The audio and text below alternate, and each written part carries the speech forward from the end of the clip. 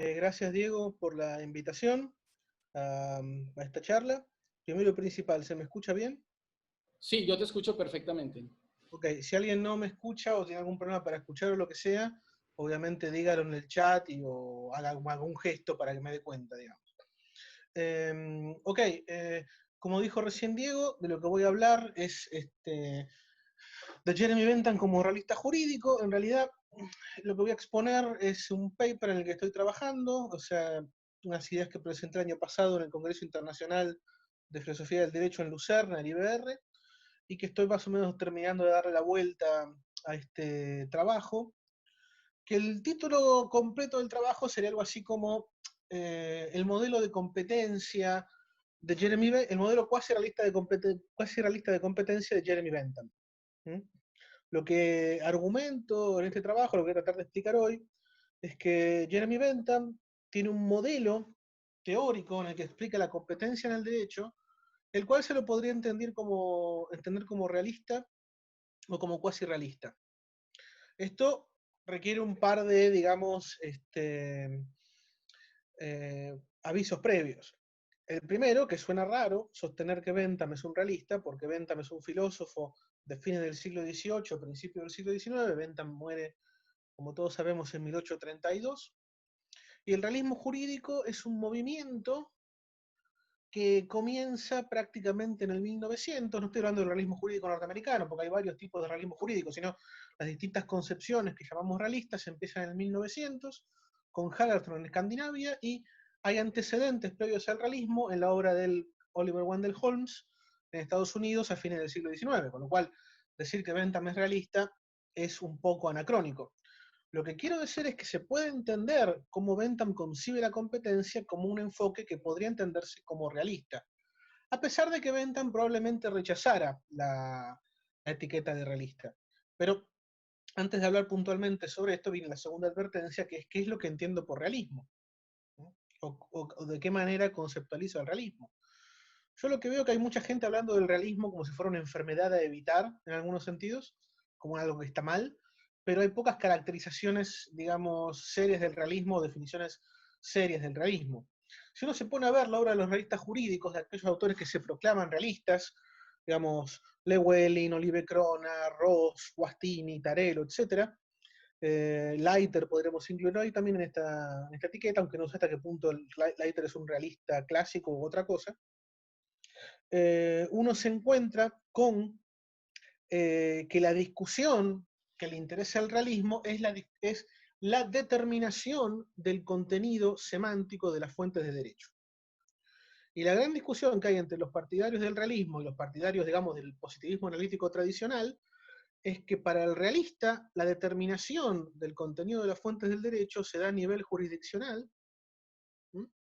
Es decir, son los jueces en sentido amplio quienes determinan el contenido final de las fuentes del derecho, y para el positivista tradicional analítico, el contenido de las fuentes de derecho es determinado semánticamente en líneas generales a nivel legislativo. Digamos, es competencia del legislador determinar el contenido semántico de la fuente, saber el contenido de la misma, y que hay casos que, si bien no la determinación del contenido de la fuente para el positivista es subóptima, está por debajo de lo, digamos, esperado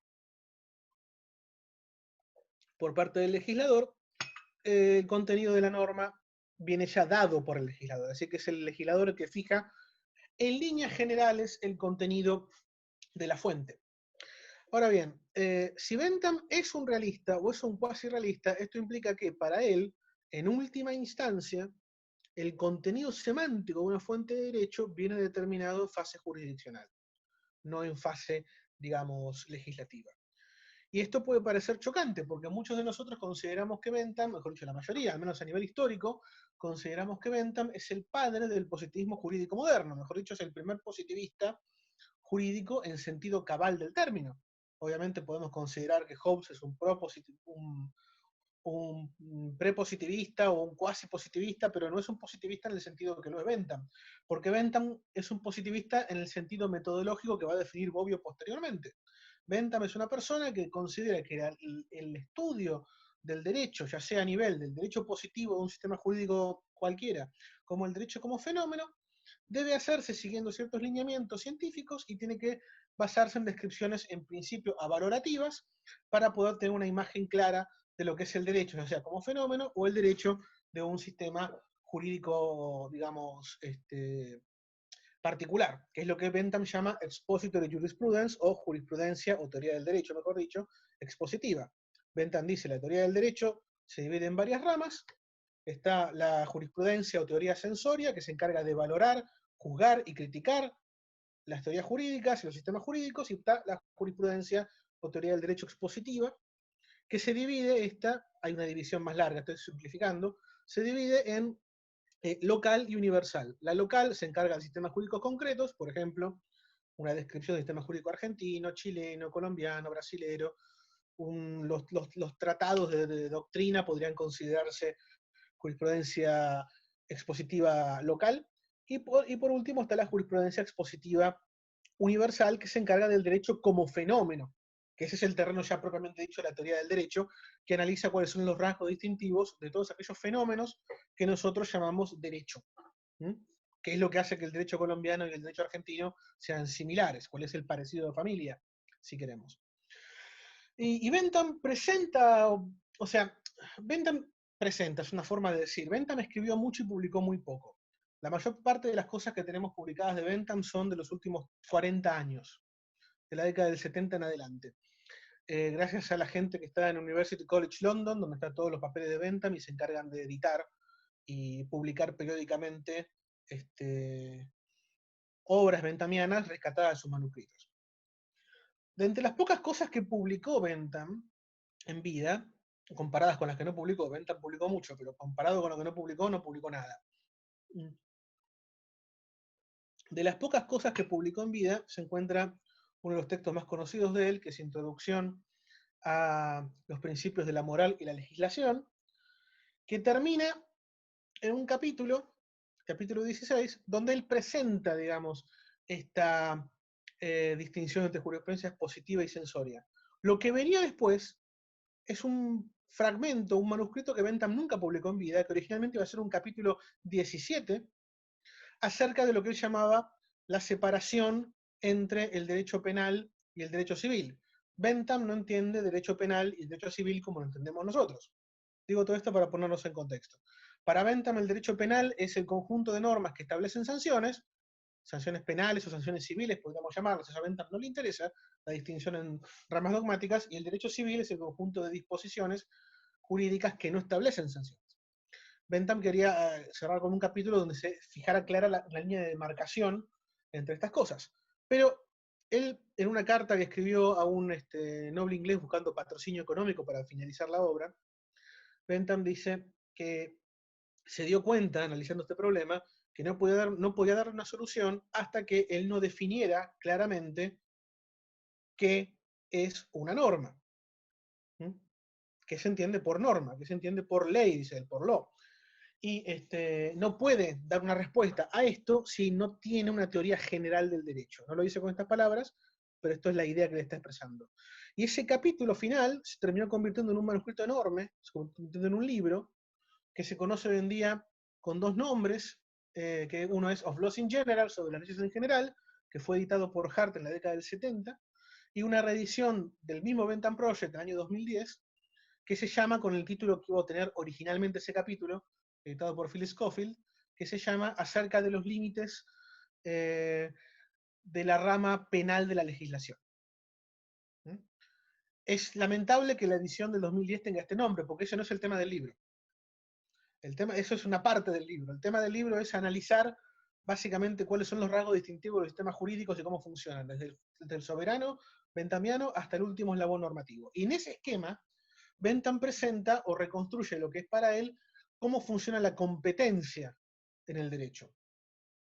La competencia, aclaro por si hay alguien que no lo sabe, por competencia entendemos una propiedad que tienen los sistemas jurídicos, que es la de producir nuevas normas jurídicas. El derecho es un sistema, o es un tipo de sistema, que a diferencia de otros sistemas normativos, tiene la facultad, como decía Kelsen, de proveer a su propia creación. El derecho contiene disposiciones que permiten multiplicar las normas del sistema, modificar las normas ya existentes, eliminar normas del sistema, etc. Todos estos tipos de ejercicios se llaman competencia. De hecho, yo llegué a este punto en el análisis de Bentham porque bueno, están los papers que mencionó Diego sobre Ralph Ross y uno sobre Bulligan al respecto. Mi tesis doctoral es sobre competencia en el derecho. Todos estos papers que vienen publicando en los últimos años, algo que hice con el profesor Sardo, que fue durante el doctorado, es sobre estos temas, y la idea eventualmente es algún día escribir un libro sobre el tema, que estamos en eso, y esto es parte de ese recorrido. Por competencia, decían, tenemos esta facultad de producción normativa, de multiplicación, eliminación y modificación de normas del sistema. Puede ser más que la mera modificación de normas, pero dejémoslo ahí. Bentham tiene un enfoque, digamos, sobre este punto, un enfoque que se basa en la noción de soberano. Para los que conocemos algo de positivismo imperativista del siglo XIX, sabemos que un concepto central para ellos, para Bentham, para Austin, lo mismo en el continente europeo, era la noción del soberano, ¿sí? Que era la fuente de la que surgían todas las normas. Y todos los que nos dedicamos a la teoría del derecho hemos estudiado un poco la teoría de Austin, que fue la que se popularizó más, y es la versión más clásica de la teoría del soberano, que en algún sentido conocemos todos los que hacemos teoría del derecho porque es el enemigo, digamos, que se eligió Hart como objetivo para establecer su teoría del derecho. O sea, los capítulos 2, 3 y 4 del concepto de derecho de Hart consisten en un intento de demolición de la teoría de Austin. Austin, que era discípulo de Bentham. El problema es que la teoría de Austin, que es el punto que muchos conocemos como imperativismo clásico, es una versión hiperdiluida, muy, digamos, pausterizada, si se quiere, de la teoría de Bentham, y que tiene un montón de problemas que la teoría de Bentham no tiene. Para empezar, Austin no tiene un enfoque de la competencia tan desarrollado como el de Bentham. Para empezar, por un lado, así. Pero bueno, Hart después, incluso antes del concepto de derecho y después del concepto de derecho, se dedicó a estudiar, digamos, la teoría de Bentham de manera muy minuciosa, y fue gracias a él a que tenemos acceso a la teoría, digamos, del derecho, la teoría general del derecho de Bentham, porque fue el quien se dedicó a editar el manuscrito en cuestión, el que les mencioné, de manera que sea legible. Había una edición de este manuscrito año 45 que se hizo durante la Segunda Guerra Mundial, se publicó posteriormente en un contexto histórico tan complicado que pasó completamente desapercibida, pero que tiene un montón de errores, que tiene un título que le puso este compilador, que no recuerdo el nombre, que se llama así como Los límites de la provincia del derecho definidos, en castellano, se llamaría algo así. Pero bueno, esto a modo de prólogo. No sé si les habrá interesado o no, esperemos que sí, porque puede ser un poco aburrido. Vayamos al enfoque que Bentham presenta. El enfoque, como dije, de Bentham se basa en la noción de soberano, puntualmente, que por soberano Bentham entiende a cualquier persona o grupo de personas a cuya voluntad se suponga que una comunidad política entera esté en disposición de prestar obediencia, y eso en preferencia a la voluntad de cualquier otra persona. O sea, que es una concepción imperativística clásica. El derecho se entiende como la voluntad de un soberano. Claro que Bentham mismo reconoce que el soberano es incapaz de legislar sobre cualquier cuestión en cualquier circunstancia, porque esto implicaría también que el soberano es aquel que tiene que legislar no solamente en todo el territorio, digamos incluso a nivel municipal, sino que también es el encargado de juzgar toda conducta. Con lo cual, el soberano lo que necesita para operar, para funcionar, son delegados en los cuales impartir porciones de poder. Y este es el punto interesante de Bentham, que Bentham entra en detalle sobre los tipos de poderes normativos del soberano. Básicamente estos poderes normativos son lo que llamaríamos los poderes competenciales del soberano. Y el soberano tiene esencialmente dos grandes poderes. Lo que Bentham tiene la mala costumbre, como dice Hart, de inventar palabras nuevas cuando incluso no es necesario. Bentham tiene dos poderes, el soberano benthamiano tiene dos poderes, que son el power of imperation y el power of concretation, que ambas son palabras que no son parte del idioma inglés, son palabras que se inventó Bentham porque le parecía bien, básicamente, y que uno podría traducir estos términos como poder de imperación y poder de constricción. ¿Mm? El poder de imperación es, en esencia, la facultad normativa del soberano, la facultad de emitir mandatos, que estos sean, digamos, establezcan que cierta conducta debe realizarse o no debe realizarse, y a lo cual se le agrega una sanción o una recompensa según el caso. Acá hay una gran diferencia con Austin. Para Austin las normas, algo se cayó, bueno, no importa. Para Austin las normas siempre implican una sanción, en cambio para Bentham las normas pueden en su consecuente imponer una sanción o imponer una recompensa. El palo o la zanahoria, como lo llamaba Hart cuando reconstruye esta posición. Si uno va a la definición, digamos, de, de ley o de norma jurídica para simplificar en Bentham, uno encuentra que esto es básicamente así. Bentham define las leyes, lo que hoy llamaríamos normas jurídicas, como un conjunto de signos declarativos de voluntad concebidos o adoptados por el soberano, esto es importante, en el marco de un Estado, en relación con la conducta que una determinada persona o clase de personas debe observar en un caso determinado. ¿Mm? Lo importante de esta definición, más que es un conjunto de signos declarativos de voluntad, etc., es que las normas son concebidas por el soberano o adoptadas por éste, que el soberano se desenvuelve siempre en el marco de un Estado, es decir, en el marco de una comunidad política. No hay soberanos naturales, sino que la soberanía es una cuestión jurídica. Y en relación a la conducta de un sujeto o clase de sujetos. Y la conducta también es una clase de conductas. ¿Mm? Eso es lo importante a tomar en cuenta en esta definición. ¿Por qué? Por cómo funciona el poder de imperación. El poder de imperación, como se dice, es el poder de crear normas. Las normas puede crearlas el soberano de manera directa o puede dividir el poder en fracciones, como dice Bentham, y distribuir el poder en distintos tipos de delegados. Esto es algo que si uno conoce la teoría de Austin, esto lo sabe. Lo que no sabe exactamente es cómo operan los delegados una vez que se les da una cuota de poder. Primero, los delegados nunca son titulares del poder, sino que ejercen un poder que le pertenece a un tercero. El poder le pertenece siempre al soberano, y el soberano es así, o sea, es aquel que ejerce el poder, aquel que posee el poder, en virtud de que la población está en una disposición de obedecerlo. ¿Mm? Hoy en día podríamos decir lo mismo, eliminando el concepto de soberano y reemplazándolo por la noción de sistema jurídico, y la cosa no cambia tanto, no cambia mucho.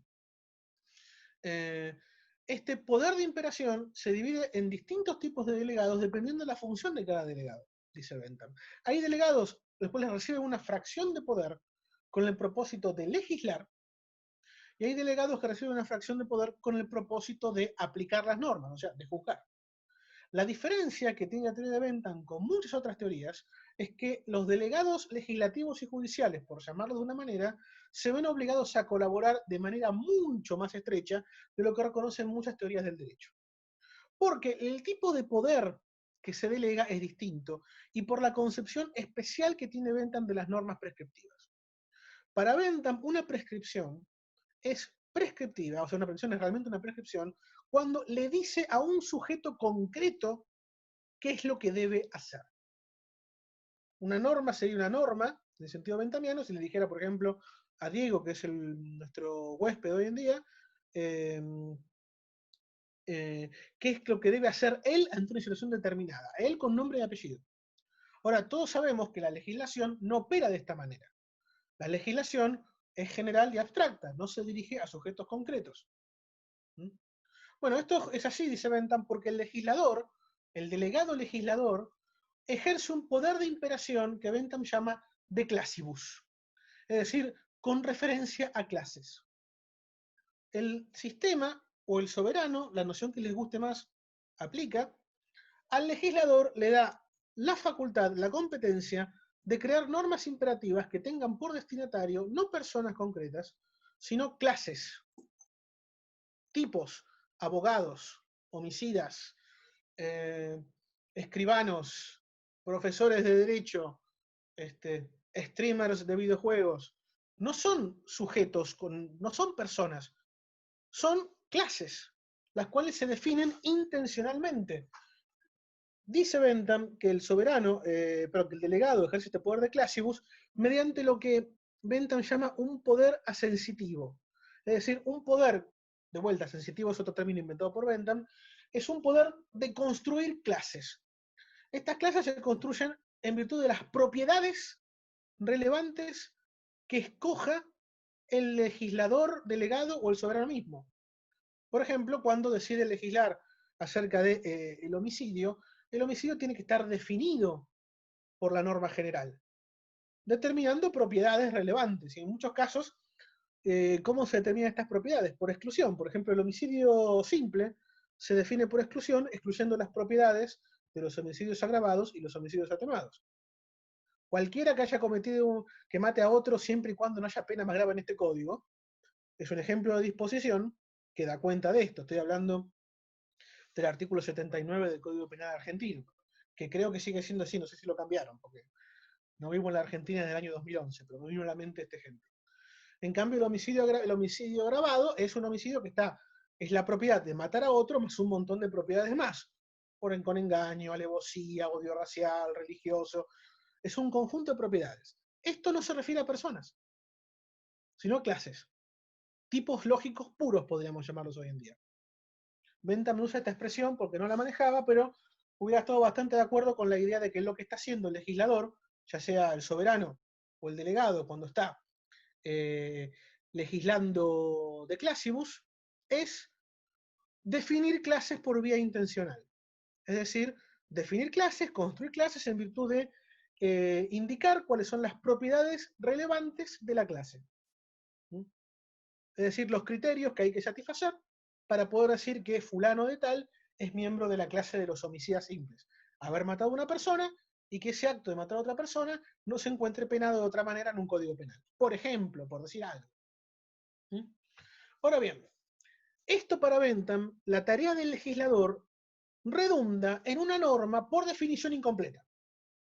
Porque la norma para Bentham, como ya dijimos, para ser completa tiene que decir una persona con nombre y apellido qué es lo que tiene que hacer. Y las normas que se dirigen a clases no le dicen a nadie de manera concreta qué es lo que deben hacer. Lo máximo que están diciendo es, si usted realiza este supuesto de hecho y se encuentra en los criterios de pertenencia de esta clase, entonces usted tiene que ir preso de 8 a 25 años. Ahora bien, el legislador no sabe qué personas van a satisfacer los supuestos de hecho de la clase. Y es posible que, en el sentido lógico de posible, es posible que los criterios de pertenencia a la clase nunca sean satisfechos por ninguna persona. Con lo cual, esa norma no se dirige en concreto a nadie en particular. En realidad, si se quiere, esa norma está dirigida al juez. Y acá es cuando entra el otro tipo de delegado, el delegado judicial, como lo llamamos. El delegado judicial opera con un poder de imperación, pero distinto al del legislador. La fracción de poder de imperación del delegado judicial es lo que Bentham llama un poder de imperación de singulis, es decir, que se refiere a las personas, a lo singular. ¿Y cuál es la tarea del juez? Bueno, tiene un montón de tareas del juez, pero ¿cuál es la tarea del juez en relación al poder de imperación, según Bentham? La tarea del juez es determinar cuando un individuo concreto satisface los criterios de clase establecidos por el legislador. Es decir, que es la tarea del juez completar la norma. La norma está por definición incompleta, al menos en términos benthamianos, porque no se dirige a nadie. Es el juez al determinar que fulano de tal satisface los criterios de membresía de la clase del homicida, cuando puede completar la norma diciendo que fulano de tal, si mató a otra persona, debe ir preso. Todos sabemos que los jueces tienen un montón de tareas. Una es determinar que el supuesto hecho se cumpla. Esta tarea es un tanto más, no iba a decir más compleja, pero no, en realidad es una tarea que está bastante pegada a la función de determinación del hecho. Porque el juez tiene dos obligaciones mínimas. Una es determinar cuál es la norma aplicable a un caso, y la otra es asegurarse de que los hechos se encuentren probados. Todos tenemos una idea más o menos de cómo funciona un silogismo judicial.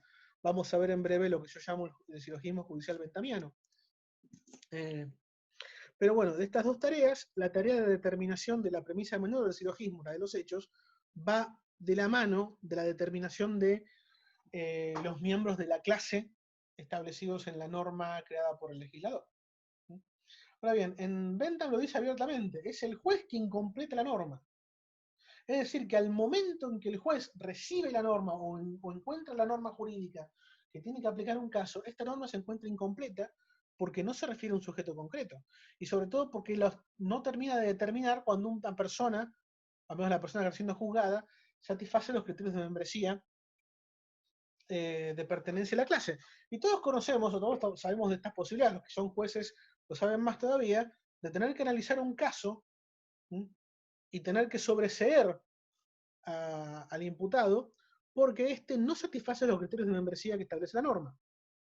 O no se pudo probar que el sujeto pertenece a la clase de los homicidas, o no se pudo probar que el sujeto no pagó el contrato, o al contrario, se prueba de manera positiva todo lo contrario, que el sujeto de hecho no pertenece a la clase determinada por el legislador. Ahora bien, como dije al principio, no sé cómo estamos de tiempo, Diego, no sé, ya no me estoy fijando en el reloj, no sé cuándo empecé a hablar. Bien, está perfecto. Ok. Como dije al principio, decir que Bentham es realista es un poquito, digamos, anacrónico, hasta provocador, porque tenemos idea que Bentham es el padre del positivismo jurídico y porque tenemos idea que el realismo y el positivismo son en algún sentido enemigos teóricos. Esto se debe a un malentendido. En realidad, si seguimos a algunos autores como Guastini, uno termina entendiendo que el realista jurídico es un positivista extremo, es un positivista empirista radical en el fondo. Y los presupuestos de trabajo de Bentham están radicados en un empirismo radical. Bentham sostenía que hay dos clases de entidades en el mundo, reales y ficticias, y casi todas las entidades relativas al derecho son puras ficciones para Bentham. Y por ficción, no tenemos que entender algo similar a lo que entiende como ficción una corriente de análisis crítico, sino Bentham entiende por ficción construcciones lógicas, construcciones del pensamiento, construcciones dadas vía el lenguaje. Por ejemplo, la construcción de clases como el concepto de homicida. Esto es porque Bentham distingue, casi 200 años antes de Searle, distingue entre hechos brutos e hechos institucionales. Bentham mismo da a entender que una cosa es matar a otro, que es un acto físico, y otra cosa es la calificación que un sistema de normas le da a ese acto. Homicidio y matar no son lo mismo. Matar es un acto físico que puede estar, incluso está permitido por el sistema, pensemos en la legítima defensa, y el homicidio es matar en determinadas circunstancias que el sistema considere que le corresponden una respuesta penal, es decir, una sanción penal. Esto es claro en Bentham cuando él habla de las clases. El legislador construye clases, distintos tipos de clases, todas artificiales, porque son propiedades, porque estas clases se construyen en base a propiedades que el legislador, soberano o delegado, considera relevantes al momento de legislar, y una vez que la clase está construida, se le agrega una consecuencia jurídica al hecho de pertenecer a la clase. Bueno, como ya dije, y esto es terminado y cerrado el esquema por el juez. Con lo cual, la tarea de producción de normas en Bentham es una tarea compleja entre legislación y jurisdicción. El legislador y el juez trabajan mano en mano para, digamos, producir la norma en este modelo, en el modelo en que Bentham tiene en mente. Porque si nos quedáramos únicamente en la legislación, el modelo estaría por siempre indeterminado. La fuente de derecho producida por el legislador estaría siempre determinada e indeterminada, al menos parcialmente. Porque sabemos, digamos, Bentham podía decir lo siguiente: nosotros sabemos en qué consiste la clase, no es que el derecho está 100% indeterminado, sabemos cuál es la clase, sabemos cuáles son las propiedades relevantes que definen la clase, sabemos cuáles son las consecuencias normativas que se siguen de pertenecer a la clase, pero lo que no sabemos es quiénes pertenecen a la clase y quién no. Es decir, qué individuos concretos satisfacen, digamos, las propiedades o los criterios de membresía de la clase. Porque no es tan sencillo determinar, digamos, quién pertenece a una clase cualquiera y quién no. Requiere siempre una investigación, por eso el trabajo del juez es tan complicado. No requiere el análisis del caso para poder terminar la producción de la norma. Ahora bien, Diego, ¿les puedo compartir la pantalla un momento? ¿Sí? Sí, por supuesto, no hay ningún problema. Ok, porque tengo lo que yo llamo el silogismo, digamos, judicial benthamiano, lo tengo, digamos, en el Word. ¿Todos Perfecto. ven esto más o menos?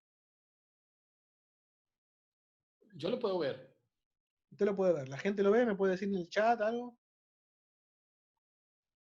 Voy a la ventana del chat para verla. Se ve bien, perfecto. Sí, se ve. Confío que lo están viendo. Esto que está acá, visto así, sé que para mucha gente le puede parecer chino mandarín, pero vamos a tratar de explicarlo de manera clara. El silogismo judicial tradicional, como todos lo conocemos, lo voy a hacer abajo, se compone de 3 elementos. Una premisa que es una norma, por ejemplo, si alguien comete homicidio, esa persona debe ir presa, para decirlo muy fácil. Una premisa fáctica, que es la descripción de un hecho, por ejemplo, Juan cometió homicidio sobre Pedro. Vamos a separarlo para que se vea más claro. Y por último, la conclusión normativa, que bueno, si tenemos esta norma, si alguien comete homicidio, debe ir presa la persona, y Juan cometió homicidio sobre Pedro, entonces la conclusión es que Pedro debe, perdón, Juan, Pedro está muerto. Juan debe ir preso. Esto lo conocemos todos, es el viejo silogismo judicial de Beccaria. El de Bentham es un poco más complejo. El de Bentham es esto. Y esto que está acá es la estructura de la norma prescriptiva a nivel legislativo de Bentham. Esto es el material con el que comienza a trabajar el juez. Y esto sería algo así, lo explico de manera muy sencilla. Para todo valor de X, X sería un miembro innominado de la clase, si X cumple con la condición de aplicación de la norma, así con el supuesto de hecho, y a su vez X satisface los criterios de membresía de la clase, entonces es obligatorio sancionar a X. Esa es la premisa mayor benthamiana. Lo que recibe está claramente incompleto de un punto de vista lógico en esta estructura, porque X puede ser cualquier persona. X es una variable libre. Cualquier persona podría, en potencia, satisfacer los criterios de membresía de X, porque, digamos, cualquiera de nosotros, en principio, podría matar a otra persona. Esperemos que no, pero cualquiera tiene esa potencialidad.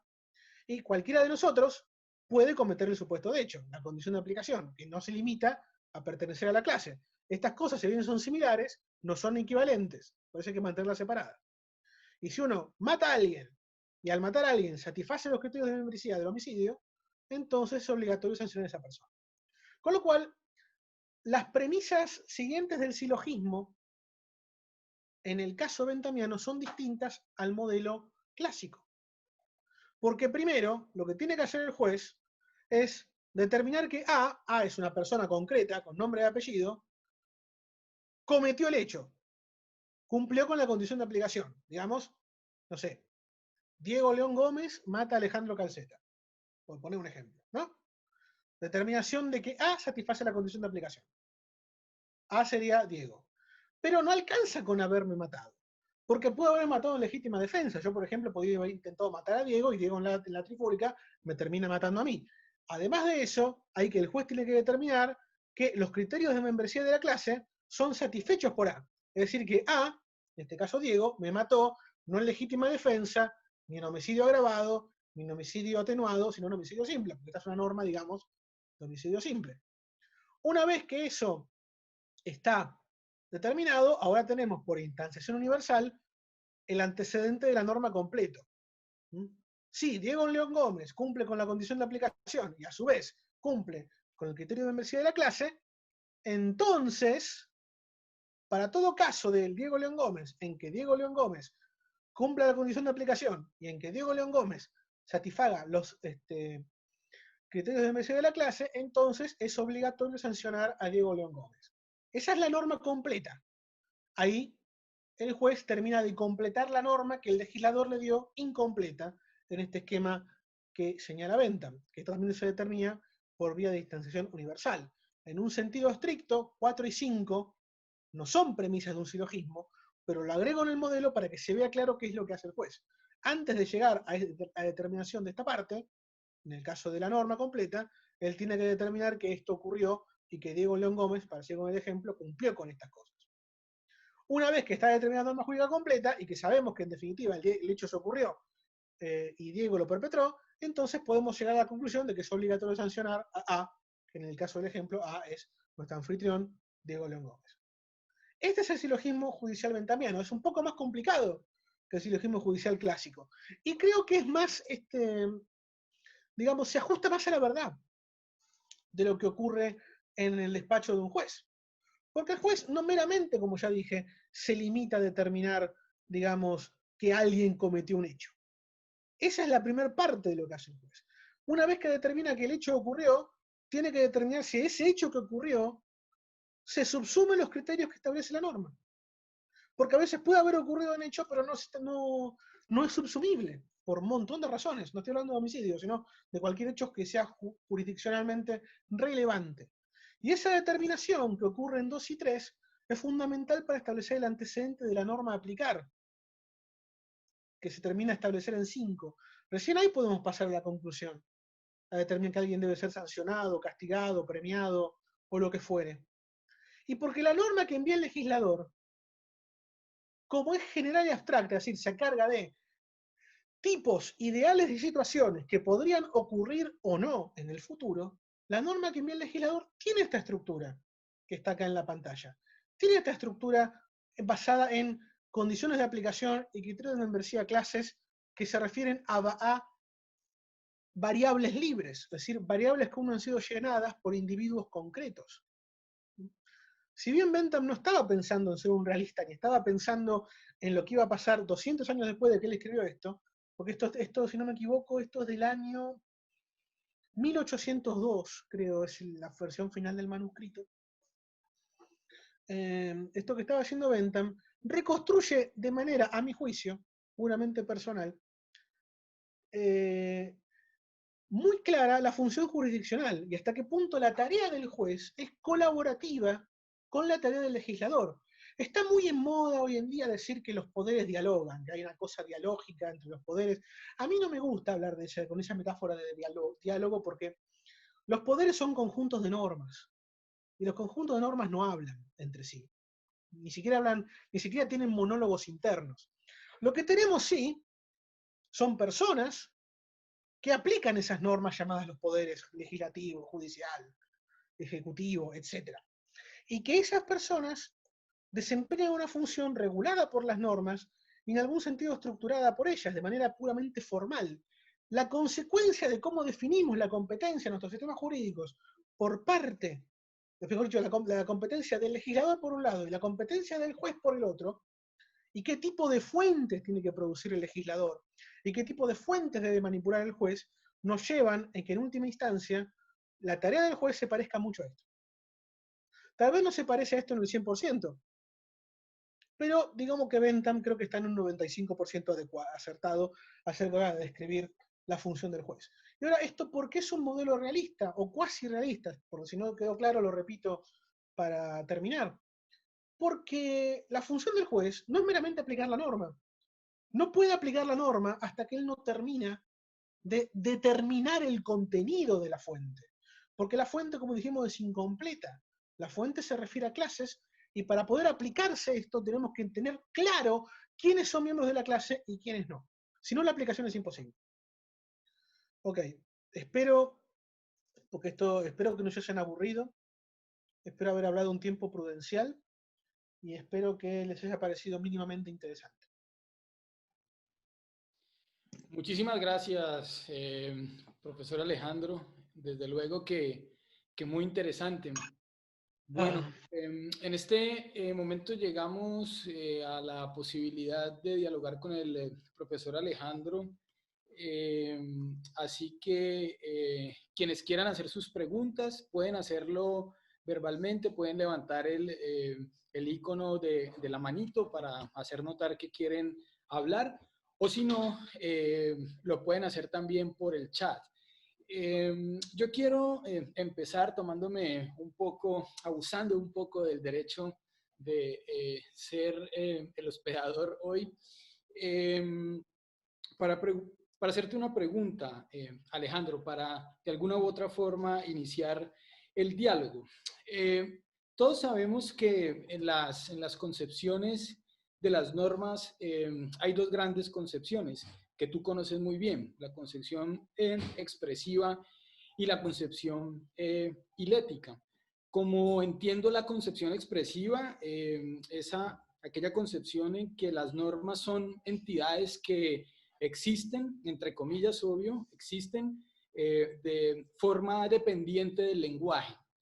Mientras que la concepción hilética ve las normas como aquellas entidades que, entre comillas, existen en forma independiente del lenguaje. En relación con esas dos concepciones, ¿cuál es tu postura desde el punto de vista bentamiano? ¿Cuál es la postura de Bentham frente a la concepción de las normas expresiva o hilética? Ok, si tuviera que arriesgar una respuesta así muy rápida, diría que para Bentham las normas responden a un tipo de concepción expresiva. ¿Por qué esto? Porque mismo Bentham lo dice, para él las normas son declaraciones de voluntad que se expresan por un ensamblaje de símbolos y de signos. Para Bentham no hay norma sin una voluntad detrás de la norma, que puede ser la del delegado, que a su vez depende de la voluntad del soberano, o puede ser la voluntad misma del soberano. Si uno recuerda la concepción expresiva en Alchurén y Bulín, la concepción expresiva para ellos es básicamente el contenido del acto de habla, no el acto de habla. Es lo que el acto de habla hace, lo que seríamos, no el acto locucionario, sino el acto ilocucionario. Sería para Johnny Bulín, digamos, la norma. No la forma en que se produjo, sino el resultado de esa producción. Para Bentham parece estar más o menos en lo mismo ahí. El modo de producción es un modo muy complejo que incluye estos dos tipos de poderes de imperación, el de las clases y el de los individuos, de clásicos y de símbolos, y la interacción entre estos dos poderes, digamos, de imperación, redundan en un contenido normativo determinado para un sujeto determinado. Y eso es la norma para Bentham. Ahora, si yo pienso si esto es exactamente cómo funciona el derecho, no estoy tan seguro que sea así, pero creo que Bentham tiene esta idea que no lo expresa como el Johnny Bulligan, pero que después se podría entender como el Johnny Bulligan lo entendieron en el 81 con esta distinción entre hilético y expresiva. Ok, muchas gracias, Alejandro. Tenemos otras preguntas. Estuve viendo el chat, hay unas cuantas. Sí, si tú quieres puedes leerlas y contestarlas, o si quieres te las leo yo para que todos las escuchen y tú las vas contestando. Como te parezca mejor. Ok, entonces déjame empezar por aquí por la primera pregunta. Bueno, nos están escuchando, en este momento tienes aquí reunidos 50 personas que la pelota. Tu conferencia. Agradecemos mucho a todos los asistentes. Y hay varias personas de varios países del mundo, de Bolivia, de Perú, de Argentina, México, Colombia. Bueno, Gabriel Encinas pregunta, parece que Bentham ve a la competencia como definiciones más que como prescripciones, al menos en el legislativo. ¿Esto excluye la posibilidad de conflicto de competencias en cuanto a reglas, con miras a lo del diálogo entre poderes? Ok, es una pregunta fraccionada en tres, diría yo. A ver si le puedo responder de una manera más o menos inteligible. En primer lugar, si las Bentham ve a las normas como más que prescripciones, sí, porque independientemente de la cuestión del legislativo, para Bentham las normas no se agotan en las normas prescriptivas.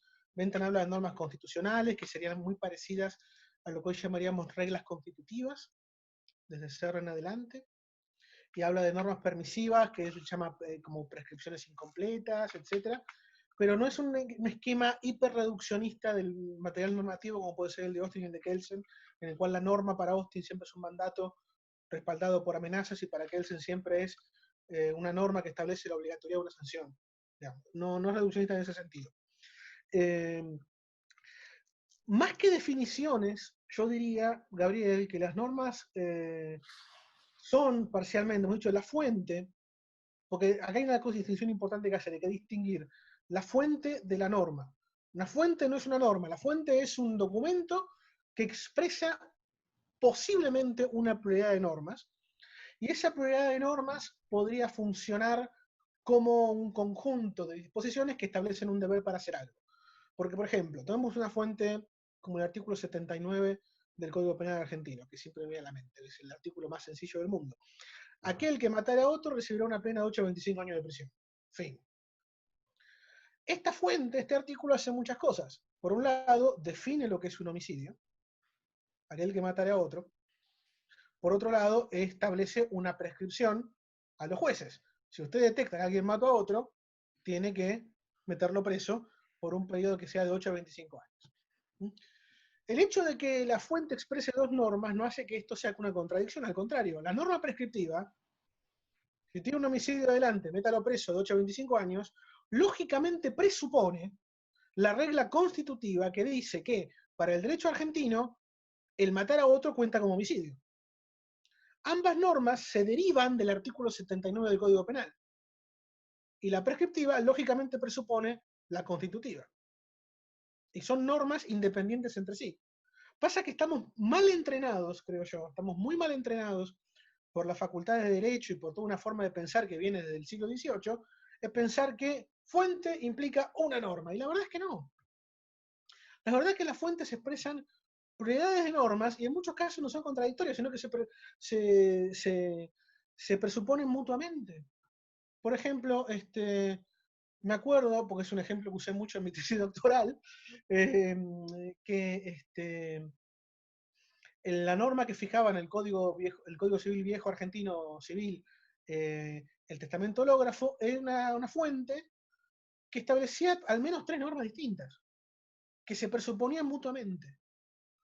Decía, el testamento hológrafo, para ser válido, debe estar firmado y escrito de puño y letra del testador, fechado y firmado por él. De acá se siguen tres normas. Primera, una regla constitutiva que dice, un documento escrito de puño y letra por una persona, fechado y firmado por él, cuenta como testamento.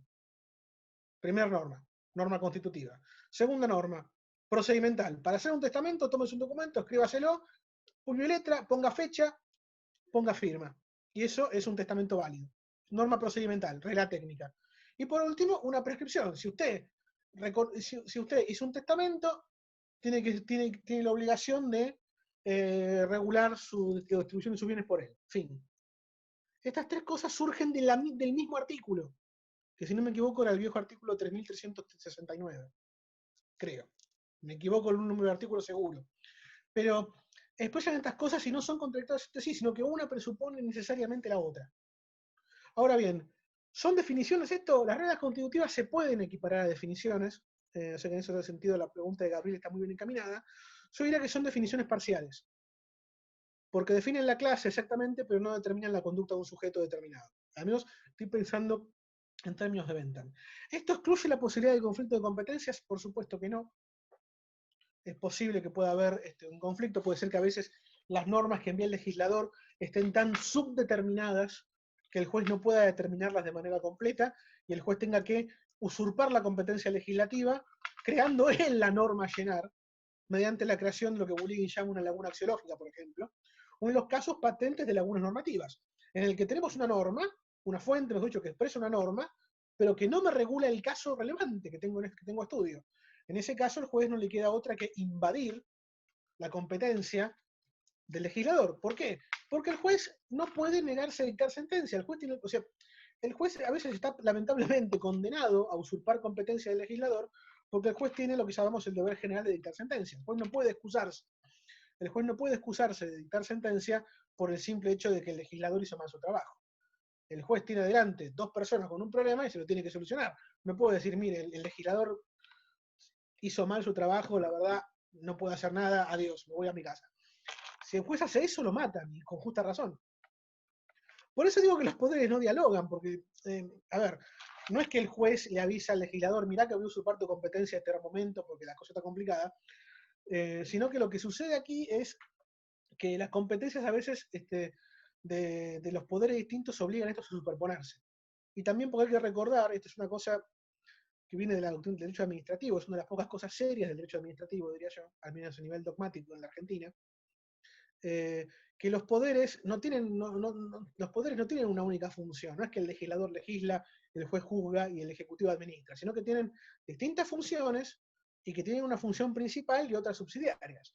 La función principal del judicial es la función jurisdiccional, pero también tiene una función legislativa residual, acordadas, etcétera, de administración, y ejerce la función también legislativa en los casos en que el poder legislativo no ejerce su función principal, que es legislar, porque tiene que resolver los conflictos, pero legisla para casos particulares.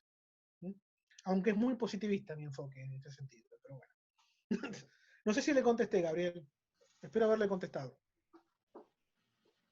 Ok, muchas gracias. Ok, Gabriel. Muchas gracias, Alejandro.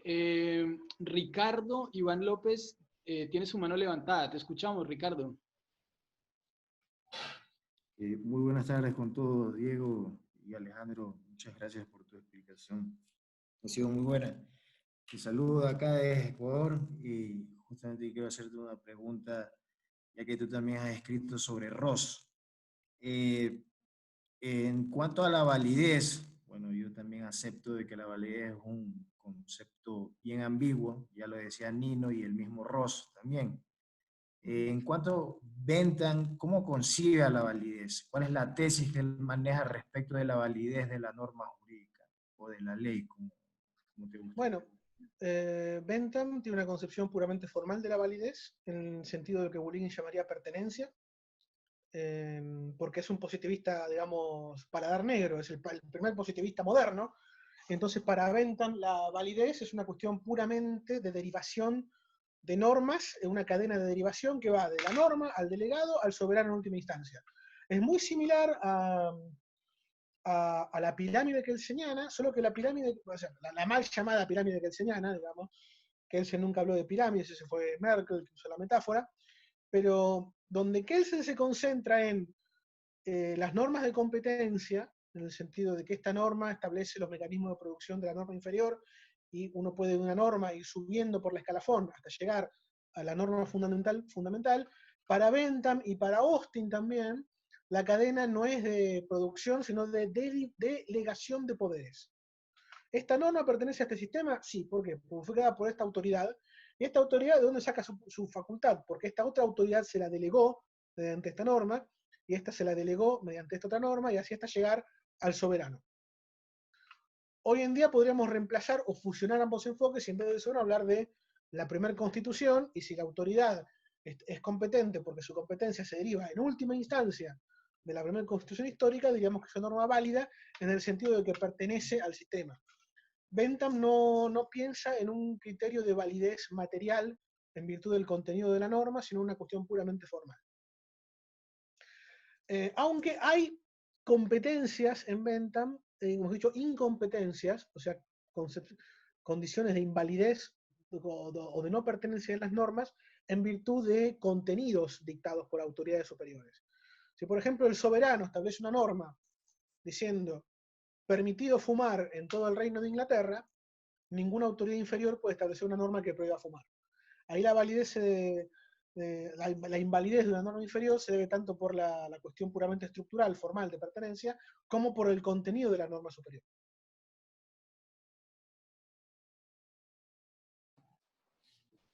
Ok, muchas gracias, Alejandro. Se me estaba pasando también que hay compañeros de Chile también escuchándonos. Daniel Saror, que está por aquí saludando.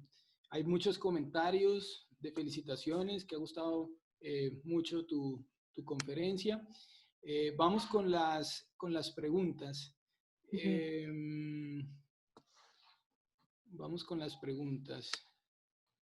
Aquí hay una pregunta que hacen desde un iPhone y no puedo identificar el nombre de la persona. Dice, el doctor Ricardo Guastini, ¿cómo relaciona el realismo jurídico genovés con el positivismo y en qué se diferencia dicha concepción de la de Bentham? Ok, para Ricardo Guastini, el realismo jurídico es una versión extrema de positivismo. Lo ha dicho en varias conferencias, en varios trabajos. es una versión, o sea, el derecho es derecho positivo, no hay un derecho, digamos, no positivo, y en última instancia termina siendo la norma positiva que aplica el juez, y se debe a un análisis de empirismo puramente radical acerca del funcionamiento de los órganos legislativos y los órganos jurisdiccionales.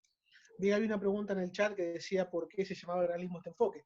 Estos enfoques se suelen llamar, porque va conectado con esto, estos enfoques se suelen llamar realistas porque dicen que ellos observan la realidad del derecho tal cual es y no se quedan en el campo puramente teórico. El positivismo clásico es más teórico que otra cosa, es una teorización sobre el derecho desde un punto de vista valorativo, sin presuponer ningún contenido metafísico en el derecho.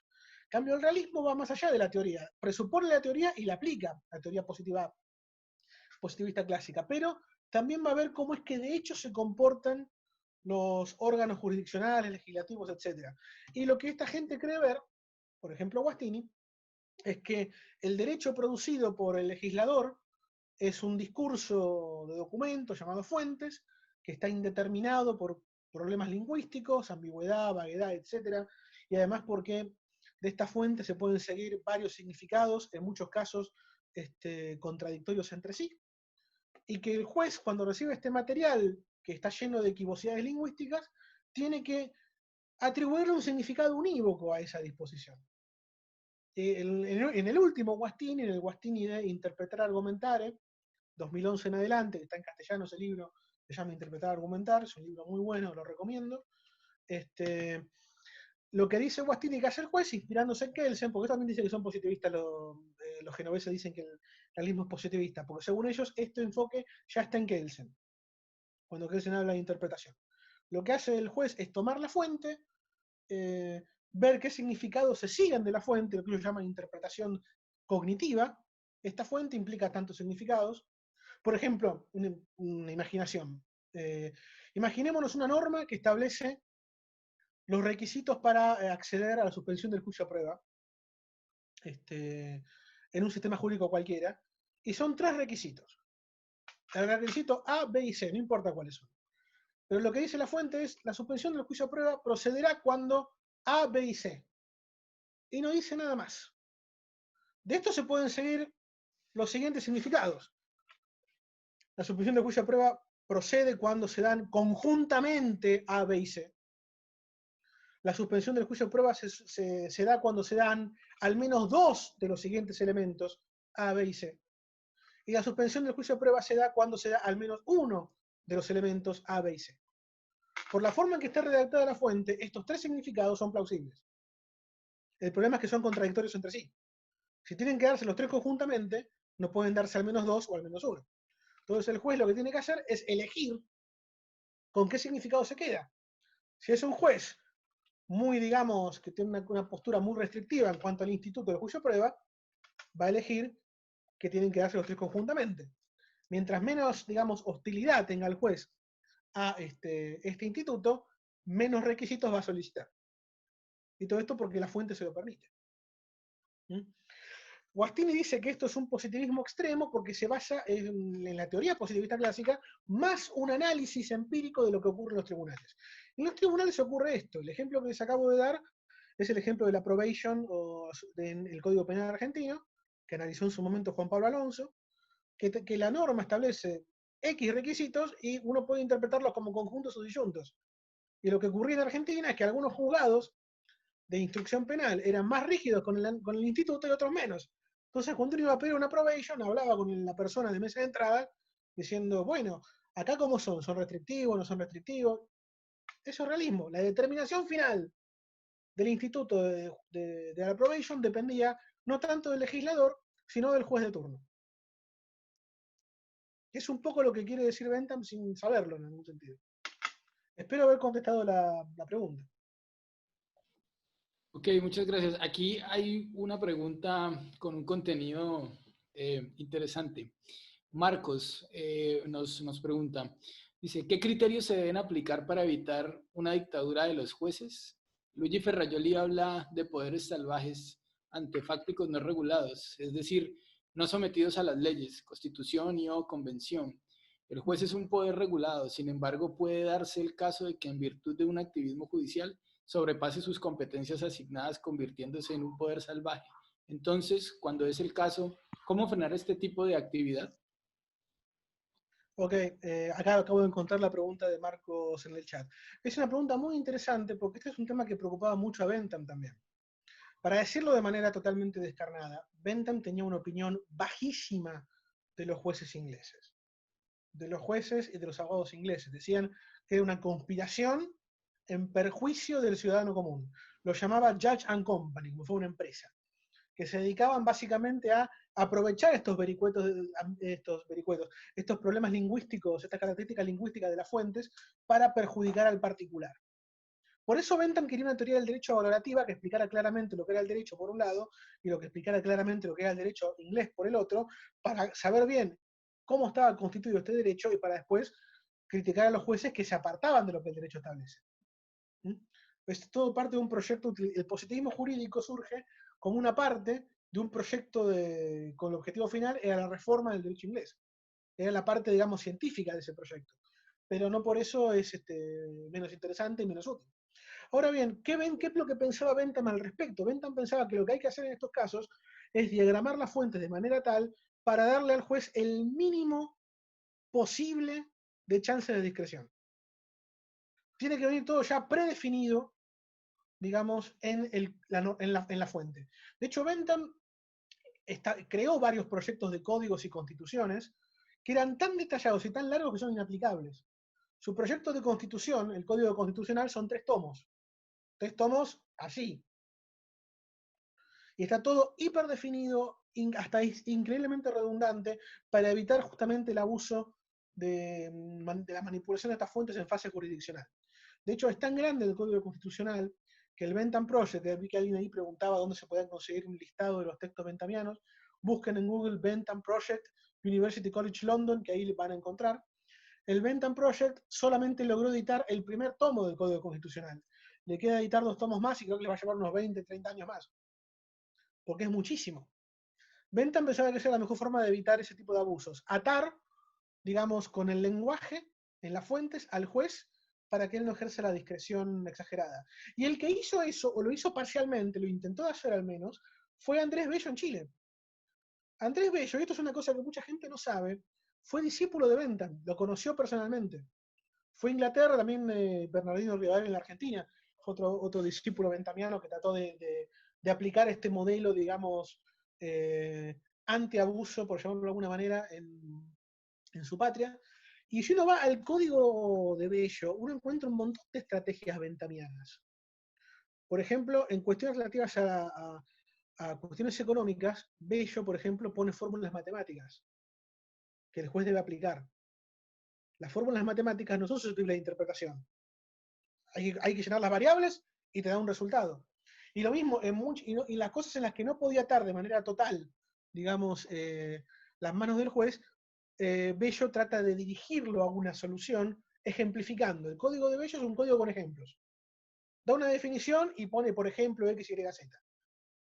Da ejemplos de las cosas que deben satisfacer los criterios de la clase establecidos por la fuente. Y eso es como mínimo muy interesante. Eso es una cosa que yo no he visto en ningún otro código.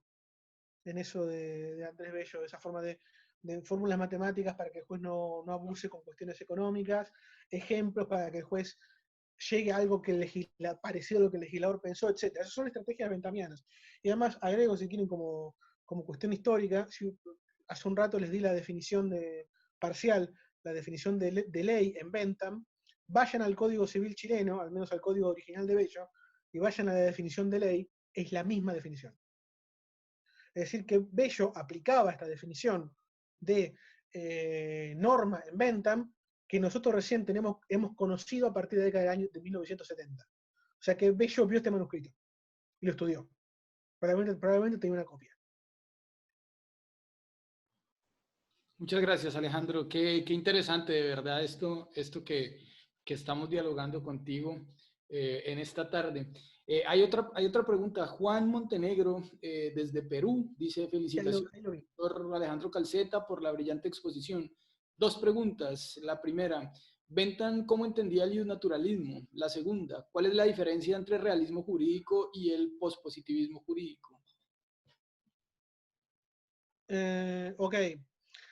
Bentham entendía el naturalismo como un conjunto de dogmas que oscurecían el entendimiento del derecho, en virtud de presupuestos metafísicos totalmente inexplicables y imposibles, digamos, de sostener de manera empírica, postulando conceptos que no tenían relación con el mundo real. Espérenme un segundito, voy a moverme unos metros.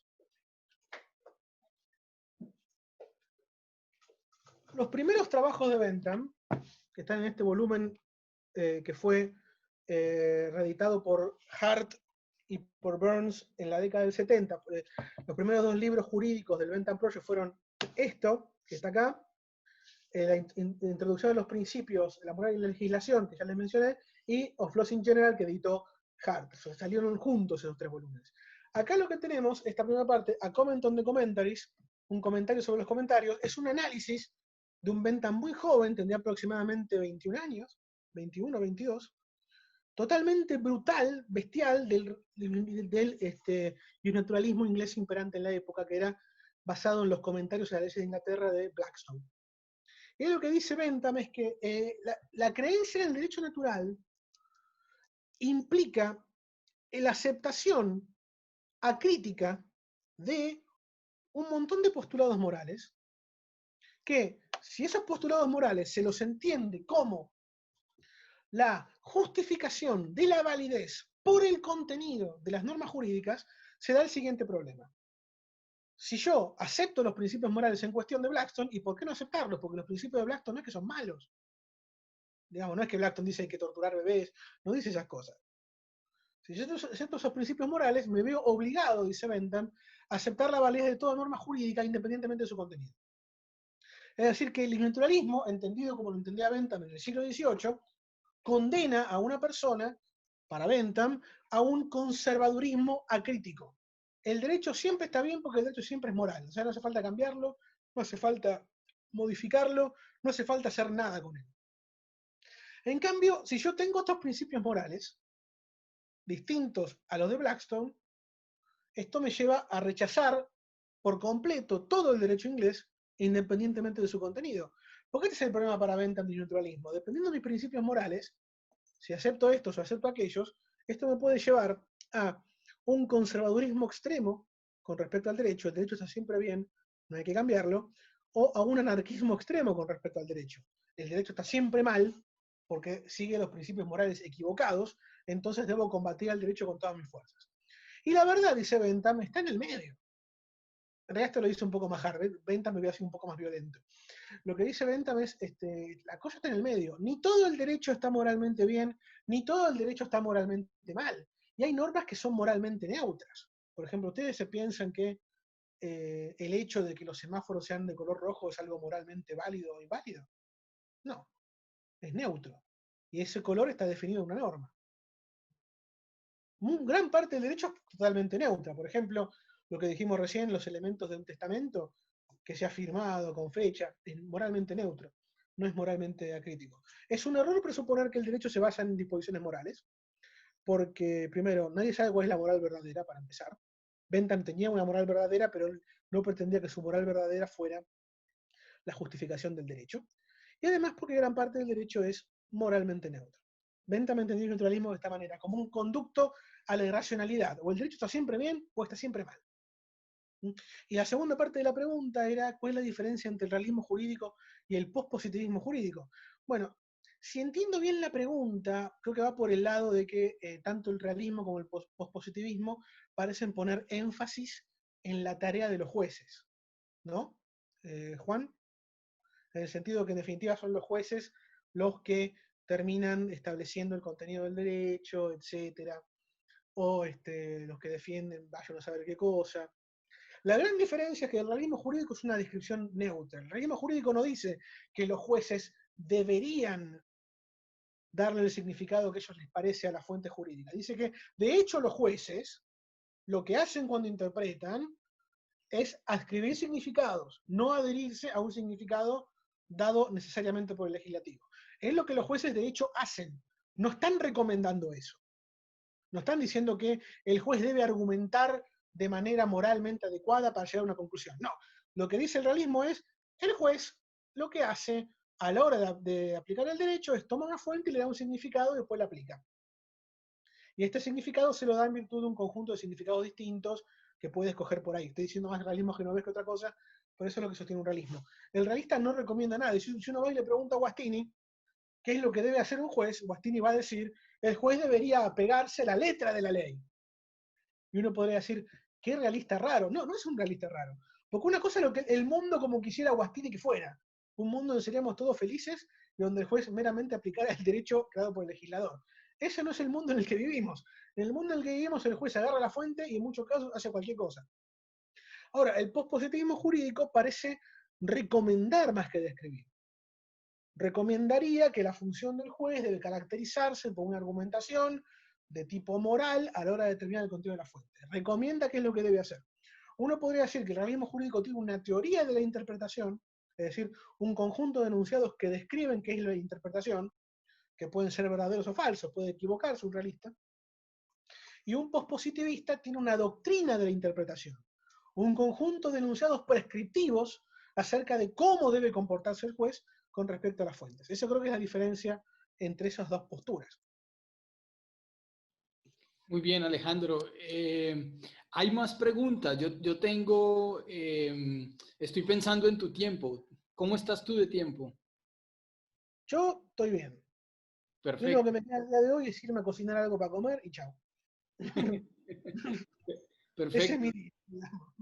Entonces podríamos dialogar unos minutos más, ¿verdad? Sí, sí, sí, no tengo problema. Perfecto, muy bien. Muchas gracias por tu generosidad. Hay varias preguntas que están invitándote a distinguir. Creo que eso es interesante. Eh, Zulma Aroni está preguntando, doctor, ¿cuál sería la diferencia entre realismo de Bentham y de Llewellyn? Esta sería una pregunta. Y hay otra que va más o menos por el mismo camino de esa distinción. Es alguien que está desde su iPhone, que no puedo identificar quién es. Dice, doctor, ¿y cuál es la diferencia entre el realismo jurídico genovés, el americano y el escandinavo en relación con Bentham? O sea, tenemos dos preguntas ahí. Ok. Yo diría que el realismo americano, o sea, el de Llewellyn por algún sentido, es un realismo que no está tan abocado a la tarea de las fuentes, análisis de las fuentes. Esto en parte porque está más abocado a lo que hace el juez. Porque el realista jurídico norteamericano se ocupa más del concepto de caso que del concepto de fuente.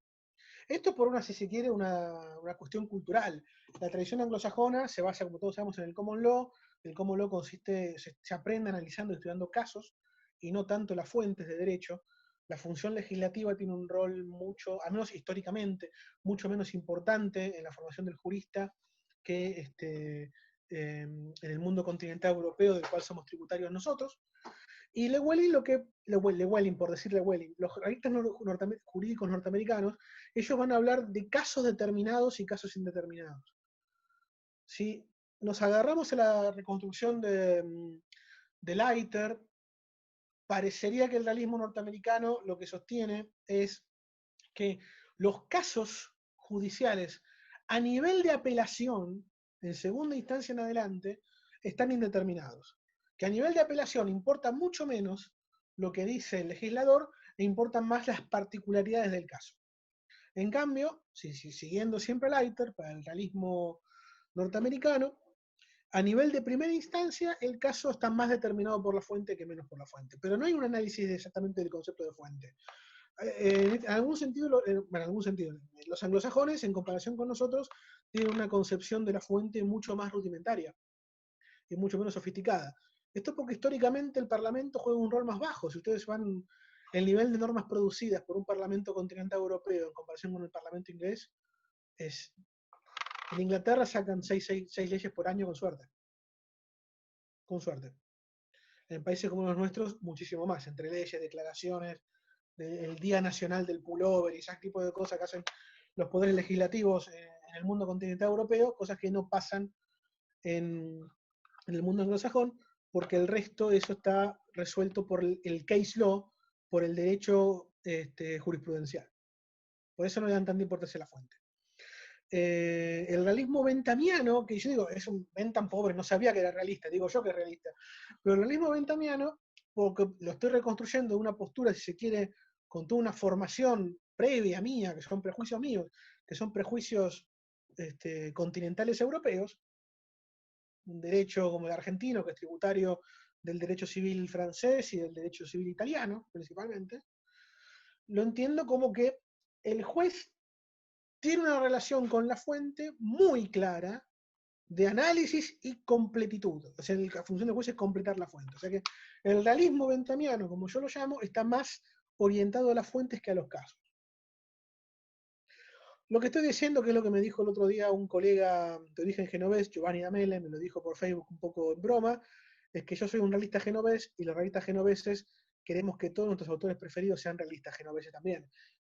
Algo de verdad hay en eso, pero tengo el texto de Bentham que me respalda.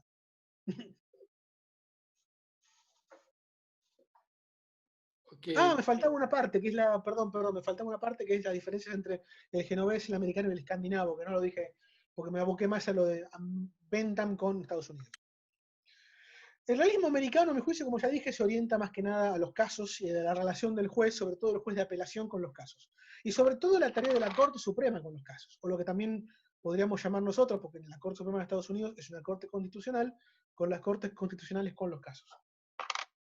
El realismo genovés es un realismo orientado a la tarea del juez en un sentido amplio, no tanto el juez como analizador de casos, sino el juez como receptor de teorías dogmáticas.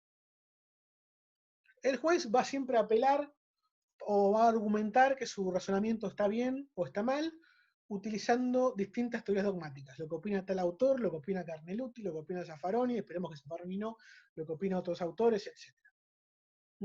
El juez utiliza más paradigma genovés, recursos retóricos argumentativos. Es un realismo orientado a las fuentes y al análisis de las fuentes mediante teorías dogmáticas. No descuidando el caso, pero pone mucho énfasis en el rol de la dogmática, en el rol de la doctrina, en la hora de en cómo ésta sistematiza el derecho y cómo esta sistematización del derecho hecho por el autor fulano de tal condiciona en la mente del juez el análisis de las fuentes creadas por el legislativo. Esa es mi lectura del realismo genovés. Habría que preguntarle a Guastini y a Chiassoni si están de acuerdo conmigo. Yo creo que sí, pero nunca se sabe. Y el realismo escandinavo es un... El realismo escandinavo surge... A ver, hagamos un poco de historia de las ideas en pantuflas. El realismo escandinavo surge de algunas problemáticas de Hagerström, que es el padre fundador de esta corriente en Suecia, acerca de cuestiones de tipo ontológica, qué cosas existen y qué cosas no.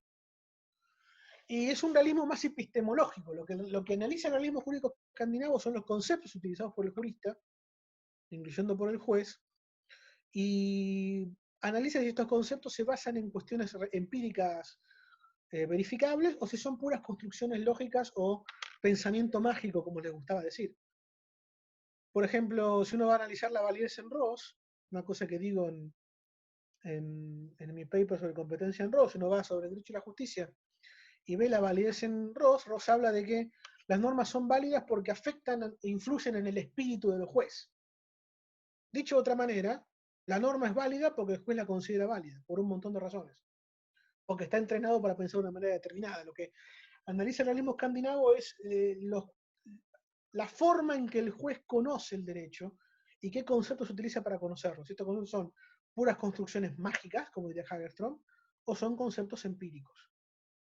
Y la conclusión que llegan muchos realistas escandinavos, por ejemplo Ross, es que la mayor parte de los conceptos jurídicos son pensamiento mágico. El tutú es pensamiento mágico.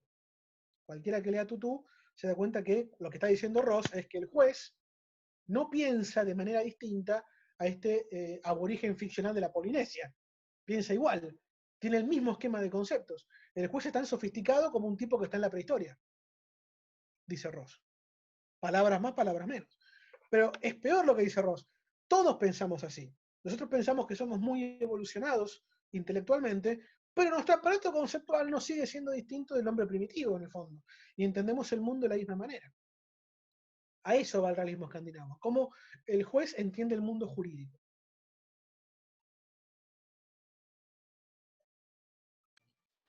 Bueno, muchísimas gracias, estimado Alejandro.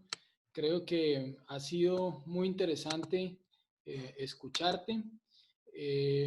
Quiero, en nombre de la Facultad de Derecho de la Universidad Santiago de Cali, agradecer tu participación, agradecer a todos los asistentes por estar aquí, por las preguntas. Un agradecimiento especial también a los miembros de Cultura Científica de la Universidad Santiago de Cali, de la editorial, que nos han hoy prestado el soporte técnico, así como lo han hecho en otras oportunidades. Yo creo que podemos ir cerrando, a no ser que tú quieras hacer ya un comentario final. Y bueno, esperemos vernos en una próxima oportunidad. Aprovechamos para decir que la otra, en 2 semanas, ¿no? En 2 semanas, El el 28, doctor Alejandro vuelve a estar aquí acompañándonos con un tema que va en línea con el tema de hoy, que es el tema de las normas de competencia en ventas, ¿no? Me imagino desde... No, en calceta, en realidad. Ah, en calceta. Ok, mucho Calceta. mejor. Porque el tema es el siguiente, o sea, en mi tesis doctoral y mi principal línea de investigación, o sea, estoy tratando de convertir mi tesis en un libro, eventualmente, pero eso siempre es problemático, es sobre el concepto de competencia y las normas de competencia. Toda esta cuestión ventamiana de hoy es parte de la metateoría de esa tesis.